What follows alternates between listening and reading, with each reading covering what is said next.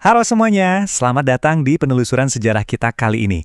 Hari ini kita bakal bongkar sebuah cerita luar biasa soal satu monumen alam yang bisa dibilang jadi saksi bisu pasang surutnya peradaban. Coba deh kalian bayangin sebuah gunung, tapi ini bukan sekedar tumpukan tanah sama batu aja ya. Gunung yang satu ini tuh ibarat entitas yang hidup, sebuah kapsul waktu raksasa yang nyimpen memori manusia, kepercayaan, dan perubahan budaya selama ribuan tahun. Ya, kita lagi ngomongin Gunung Karang, puncak tertinggi yang sekaligus jadi jantung spiritualnya Provinsi Banten. Oke, mari kita bahas ini lebih dalam. Di ketinggian 1.778 meter di atas permukaan laut, angka ini jelas bukan angka acak ya. Secara fisik, gunung ini benar-benar mendominasi lanskap Kabupaten Pandeglang. Kalau dilihat dari jauh, bentuknya kayak raksasa yang lagi tidur pules. Dan secara geologis, dia memang lagi tidur. Gunung Karang ini adalah stratovolcano, alias gunung api kerucut yang sekarang lagi dalam fase istirahat. Tapi jangan salah, biarpun kelihatan tenang di luar, jauh di dalam perut buminya, dia masih nyimpen potensi vulkanik. Kehadirannya yang masif ini gak cuma ngebentuk geografi Banten, tapi juga bikin siapa aja yang hidup di bawah bayang-bayangnya punya rasa hormat yang luar biasa. Nah, hal ini ngebawa kita ke satu pertanyaan yang lumayan bikin penasaran. Sebenarnya, rahasia apa sih yang tersembunyi di ketinggian 1.778 meter ini? Coba kita pikir-pikir lagi. Selama ribuan tahun, jauh sebelum ada yang namanya gedung pencakar langit atau jalan tol, puncak ini adalah titik terdekat manusia sama langit di wilayah itu. Kira-kira misteri, mitos, dan sejarah manusia apa aja ya yang udah diawetkan di atas sana, nembus kabut dan waktu? Hari ini, kita nggak cuma bakal ngelihat gunung ini dari luar, tapi kita bakal bener-bener ngegali lapisan demi lapisan sejarahnya. Buat paham konteksnya, kita bakal lakuin semacam perjalanan stratigrafi waktu nih. Kita mulai dari zaman kuno, di era Megalitikum, terus lanjut ke masa kerajaan Hindu-Buddha, sampai akhirnya masuk ke abad ke-16 di era Islam. Kita masuk ke bagian pertama, misteri zaman Megalitikum dan fondasi kuno dari gunung ini. Mari kita tarik mundur jauh ke masa lalu, ke era sebelum agama-agama besar luar Nusantara masuk ke tanah Banten. Nah, yang benar-benar menarik dari hal ini adalah bukti-bukti fisik yang masih awet sampai sekarang. Di lereng dan kawasan sekitar Gunung Karang ini, para arkeolog nemuin peninggalan budaya megalitikum yang luar biasa banget.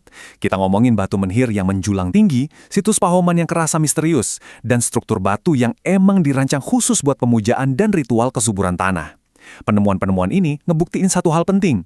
Gunung Karang itu udah jadi pusat aktivitas spiritual dan pertanian yang super sibuk, jauh dari zaman prasejarah. Masyarakat waktu itu ngelihat gunung ini sebagai sumber kehidupan yang ngasih air buat panen mereka, sekaligus entitas sakral yang ngehubungin mereka sama kekuatan alam semesta. Lanjut ke bagian kedua, era Hindu-Buddha Banten, masa para pertapa dan kerajaan kuno. Mari kita beralih dan lihat gimana cerita ini berkembang di era selanjutnya. Berabad-abad lewat, struktur kepercayaan juga pastinya ikut berevolusi. Dari yang awalnya pemujaan roh dan alam, lanskap politik dan spiritual Banten mulai dikuasai sama kerajaan Banten Girang. Ini tuh kerajaan Sunda kuno yang kuat banget sebelum masuknya era kesultanan. Nah, dalam tradisi lisan masyarakat sana, ada satu nama legendaris yang selalu dikait-kaitkan sama era ini, Prabu Pucuk Umun. Beliau ini tokoh penting dari kerajaan tersebut. Cerita-cerita kuno bilang Prabu Pucuk Umun ini nggak nyari kekuatan dari dalam tembok istana yang nyaman, tapi justru dari alam liar. Beliau jadiin Gunung Karang sebagai tempat pertapaan suci. Di puncak gunung yang sunyi, di tengah udara dingin yang gigit banget dan kabut tebal, beliau bertapa nyari kesaktian dan petunjuk spiritual. Jadi, gunung ini semacam tempat peristirahatan mistis para elit kerajaan. Sebuah tempat di mana dunia fana dan dunia gaib dipercaya saling bersentuhan. Sekarang kita masuk ke bagian ketiga, pusat spiritual Islam dan perubahan besar di abad ke-16. Pergeseran yang paling dramatis terjadi waktu masuk abad ke-16 pas agama Islam tiba. Ini ngebawa paradigma baru yang benar-benar ngubah secara fundamental, nggak cuma struktur pemerintahan, tapi juga gimana orang-orang lihat alam sekitarnya. Tapi tahu nggak, Gunung Karang nggak ditinggalin gitu aja. Malah, gunung ini diadaptasi jadi pusat spiritual Islam. Identitas baru ini nggak bisa lepas dari dua tokoh sejarah yang luar biasa. Sunan Gunung Jati, salah satu wali Songo yang karismatik banget, dan putranya, Sultan Maulana Hasanuddin, yang nantinya bakal jadi pendiri sekaligus Sultan pertama Kesultanan Banten. Menariknya, mereka nggak ngehancurin sisa-sisa kesakralan masa lalu di sana. Justru mereka mengislamisasi ruang sakral tersebut. Gunung Karang pun bertransformasi jadi simbol dakwah dan penyebaran nilai Islam di tanah Banten. Dan dari era inilah lahir sebuah legenda yang sangat indah dan syarat makna. Dikisahin kalau Sultan Maulana Hasanuddin naik ke puncak Gunung Karang buat bertapa dan mendekatkan diri sama Sang Pencipta. Berdasarkan legenda, di atas puncak yang super dingin itu, beliau manjatin doa yang benar-benar khusyuk.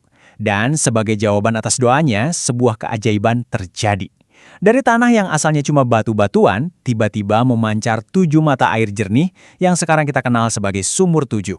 Coba deh kalian bayangin momen epik itu. Sampai detik ini, Sumur 7 itu bukan sekedar mitos di buku sejarah loh. Ini benar-benar situs sejarah yang sangat penting, sebuah simbol fisik dari keberkahan dan betapa cepatnya Islam menyebar di Banten. Bahkan, para peziarah rela nempuh jalur pendakian yang berat cuma buat nyentuh mata air suci ini. Lanjut ke bagian keempat, mitos dan realita kini, tentang sifat ganda dari Gunung Karang. Di permukaan, secara vulkanik, gunung ini mungkin emang lagi tidur nyenyak. Tapi secara kultural dan spiritual, wah, Gunung Karang ini luar biasa aktif. Dan ini mengilustrasikan dengan sangat cemerlang tentang dualitas mistis yang dipercaya sama masyarakat lokal Banten. Jadi ada kepercayaan adat yang kuat banget yang ngebagi gunung ini jadi 2 dimensi spiritual. Pertama, ada bagian yang disebut putih, ini dipercaya sebagai tempat sucinya para wali, area yang penuh cahaya dan keberkahan religius. Terus di sisi lain, ada bagian hitam, sebuah wilayah yang sering dikaitin sama keberadaan makhluk gaib dan energi-energi tak kasat mata. Dualitas mistis inilah yang jadi alasan kenapa setiap pendaki atau peziarah zaman sekarang wajib banget minta izin ke kuncen atau juru kunci gunung sebelum mulai pendakian. Ini bukan cuma formalitas birokrasi, tapi lebih ke bentuk penghormatan mendalam ke nilai adat dan aturan tak tertulis dari dimensi spiritual yang nguasain gunung itu. Jadi, poin krusialnya adalah, apa sih peran Gunung Karang buat masyarakat modern saat ini? Fungsinya luar biasa beragam. Buat pecinta alam, ini jelas destinasi wisata dan rute pendakian yang menantang. Buat yang nyari ketenangan batin, ini adalah situs wisata religi dan ziarah bersejarah.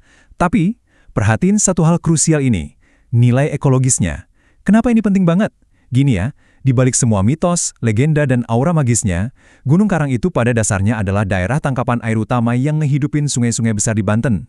Ini tuh sumber kehidupan nyata. Air yang mancar dari gunung inilah yang ngairi sawah-sawah, ngehidupin desa-desa, dan nopang ekosistem seluruh wilayah. Jadi, keagungan spiritualnya itu benar-benar berbanding lurus sama fungsi ekologisnya yang super vital. Kita udah ngelihat panjangnya perjalanan gunung ini, dari batu-batu megalitikum yang muja kesuburan, tempat pertapaan raja-raja kuno, sampai akhirnya jadi simbol epik penyebaran Islam lewat Sumur 7. Gunung Karang benar-benar ngebuktiin kalau dia bukan sekedar gundukan tanah tertinggi di Banten, tapi saksi bisu perjalanan peradaban manusia.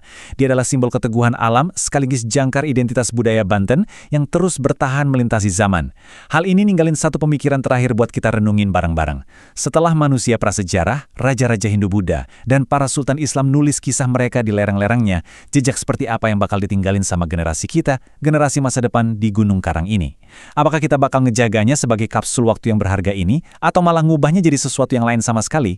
Terima kasih banyak udah gabung di sesi penelusuran sejarah yang luar biasa ini. Teruslah belajar, dan sampai jumpa di materi kita berikutnya.